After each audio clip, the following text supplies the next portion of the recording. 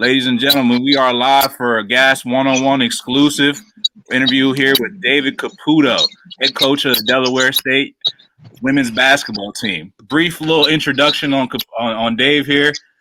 Dave is a pretty tenured basketball coach down there at Delaware State.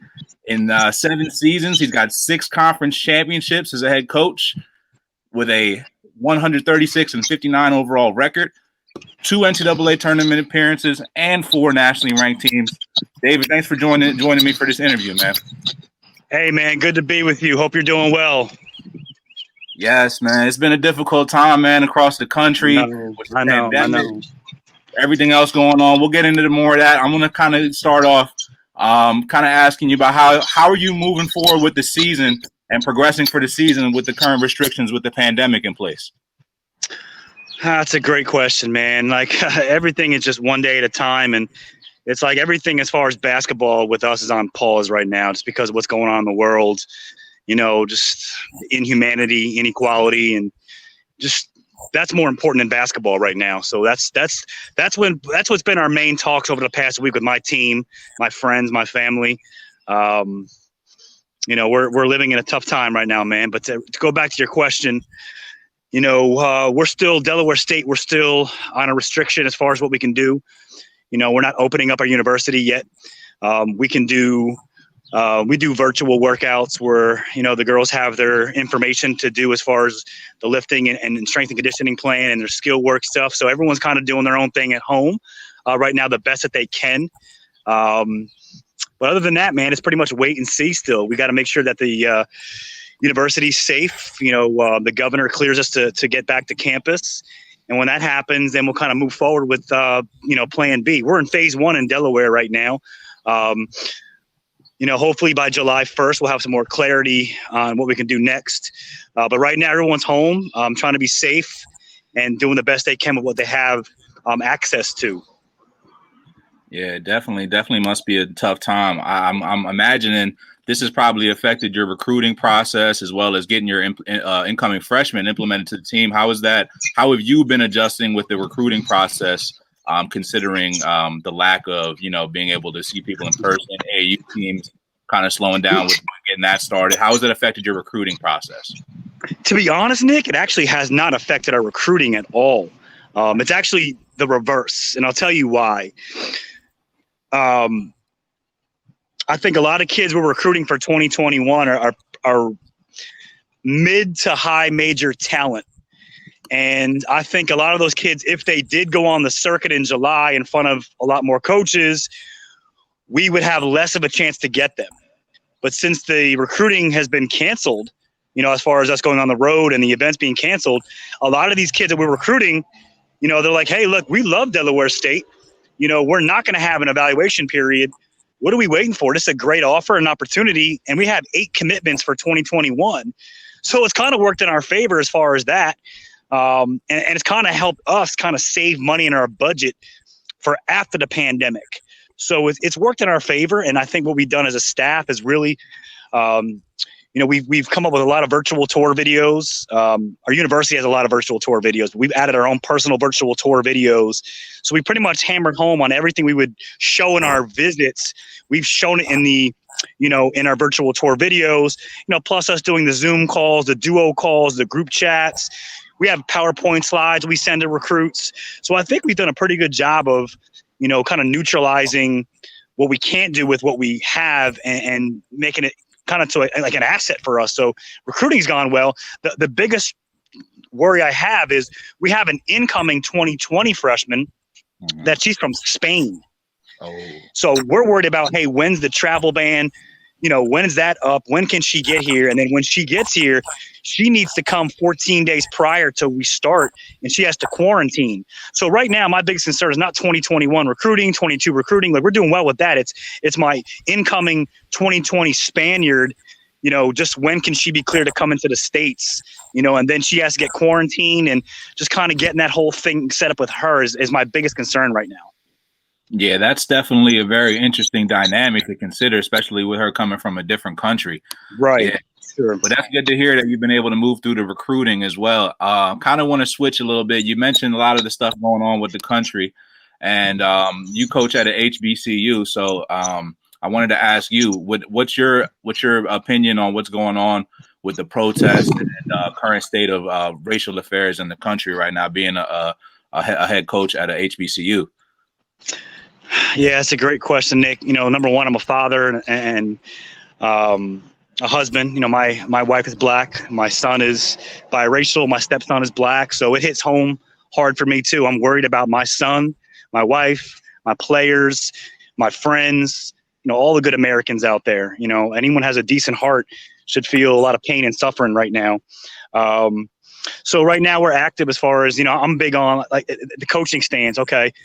What can we do to take action? So, we can sit, we can keep, we can keep being angry. We can keep being upset, depressed, worried. But how can we help solve the problem? I'm a problem solver.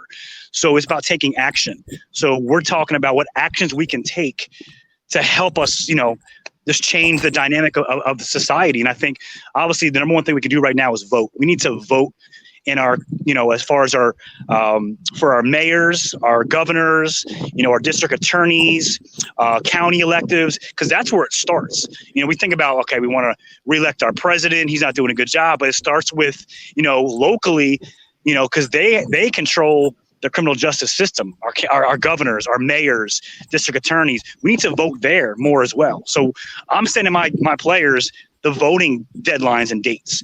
That's one thing we have to do. Two, we have to use our social media platform, to try to not so much share your feelings that you're angry and you're upset, but try to see if you can help educate and influence somebody who is part of the problem or doesn't know the part of the problem, but use your voice in a way that might be able to help somebody change their views. So use that social media platform in a positive way. I have a lot of followers and I have an obligation, I think, to do so and to not be silent about it, but to use my platform now, not to talk about recruiting and, Del State basketball, but now talk about life and how we can improve, this society. So, using our platform in a positive way to influence and educate people. And then I think also we need to, I'm a protest guy. I think we need to peacefully protest, say what we want to say, do it in a way that's not hurting people, but we're standing our ground. Protesting is very, very important in my view. I think we also need to all go to our local police departments, hey, I'm a concerned, caring citizen. What can I do to help the relations between people in this, black people in our community and the police? Can I donate money to help your department get better training, better tools, equipment to avoid these kind of issues? Can I sit down with a white police officer as a father of a black child and kind of voice my concern and just have an open conversation? So these are steps that we need to take. I'm an action kind of guy. We got to take more action. So These are discussions we're having on a daily basis. Yeah.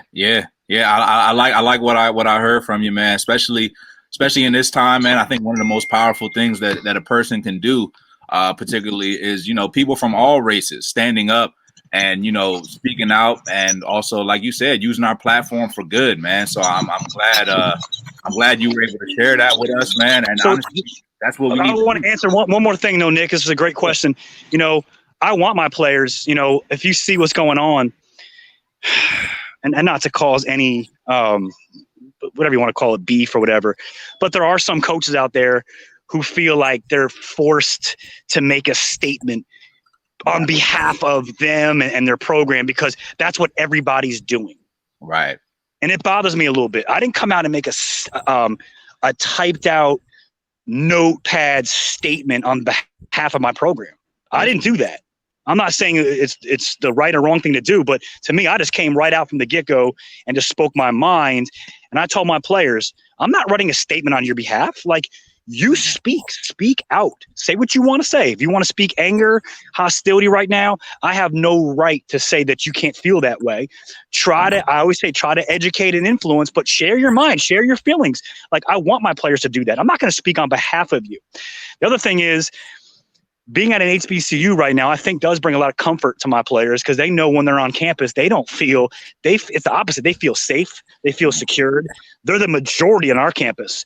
They're not, I'm the minority. You know, they're the majority, and that's how they should feel. They feel comfortable, safe, protected, valued. So I think that it brings a lot of comfort in them to know that, hey, I'm at a great institution that cares about me. I don't, have to fear for my life. I don't have to fear for my safety. I don't have to feel for inequality on my campus. So I think they're really, really anxious to get back to school. So I am proud to be, working at an HBCU like Delaware State. Yeah, that's a good point, man. That's a good point. Honestly, that is a very good point. And another thing that actually brings up a very interesting point. One of the top prospects in the upcoming class of 2023, Mikey Williams, he's considered one of the top 3 prospects right now. And he actually went out on record and said, hey, I'd be open to going to an HBCU. And I think something like that, I'd like to ask, what do you think about something like that? Do you think more players should consider HBCUs? And what do you think the power of that would be in terms of a domino effect with top prospects?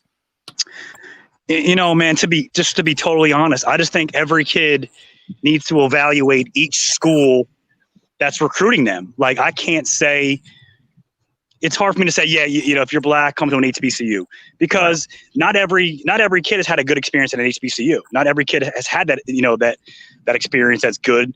Just like I've had positive experiences at, PWIs as a coach. And I've had some negative ones. So I think it just comes down to, if you're a kid in a family, you're just doing your research on all the schools that are recruiting you, and you got to really just make a gut decision on what you think is going to be the best fit for you. But I will say this, if with what's going on in today's society, I think you will get a little more comfort, security, and safety. You'll feel a little more valued and respected, I think, if you do go to an HBCU.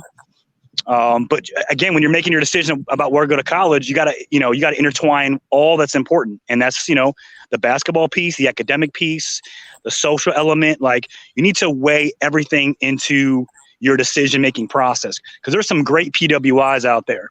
There's some great PWI coaches out there. So again, I don't want to say, what, the way to go right now, if you're a black male or black female, is HBCU. I'm not going to say that. I'm just saying everyone needs to be more open-minded, do more research, do what you feel is right. But my number one thing, when I told my stepson who played at Delaware State, when you make your decision, the number one thing you should do is base it upon the people that you're around every day. That's your number one thing, because if you don't like the people you're with, I don't care what else you have, as far as the resources, the money, the gear, you're going to be miserable and you're going to want to transfer. So make your decision based upon the people you're with every day, which is the coaches, the players, the student body. That should be probably your number one thing when you do make your decision. Even before you talk about your major, your degree program, they can have your major degree program. But again, if the people there don't hit your heart, you don't feel good about them, it's not going to matter. You're going to want to leave that institution. So again, weigh all your options, but it starts with the people that you're going to be around every single day, because that's what makes you happy. That's what makes you comfortable. Yeah, great advice. Great advice, Dave. Well, I won't take up too much of your time. I appreciate you coming in. Some beautiful, beautiful words to share. Some great messages to take for the people. Go out there and vote. Go out there and make the right decision. Be aware. Share your opinions. Share your share, just basically enlighten each other, man. I like what you had to say, Dave, and I appreciate that, man, especially coming from where you're coming from. One more thing, Nick, because I want to use this as a positive tool. When you're talking about voting, and me too, who do we vote for? Like, who's the right person to vote for? That's where you have to research. And if you live in a community that you see racism and inequality, then that person in charge is not getting the job done. So that's a telltale sign right there. That person, don't reelect them, but make sure you research who the candidates are, do background checks. So that's how you figure out who to vote for. You have to gather information, and then you decide, hey, who's probably the best fit for my community. But we gotta do more, man. We speak a lot. A lot of us, we got to do more. Yeah, I agree. Including me. We all got to do more, man. I agree. So many people out there not voting. They're not voting. And there's a lot of people that only vote during the presidential election. But you're right. These local elections are the ones. These local government, that they have a lot of say on what we have that goes on in our community. And those actually are one of the most important choices that we make. A lot of people tend to overlook them. 2020 this year, election year, big year for everybody. Like Dave Yes, said, let's sir. go out and vote. Let's make educated decisions. Let's make change. And let's use this as positivity. Let's use this to create a discussion that's positive, that's not divisive, and it's going to move us forward as a culture. So, Dave, I appreciate you joining us. Gas Sports for the Culture. It's been a Nick, pleasure. I appreciate you, brother. Yes, sir. Yes, sir. Thank you so much, man. Anytime, man. Be safe. Be well. We'll talk soon, buddy. Yes, sir. Thanks for joining us, man. Dave. You're welcome. Take care.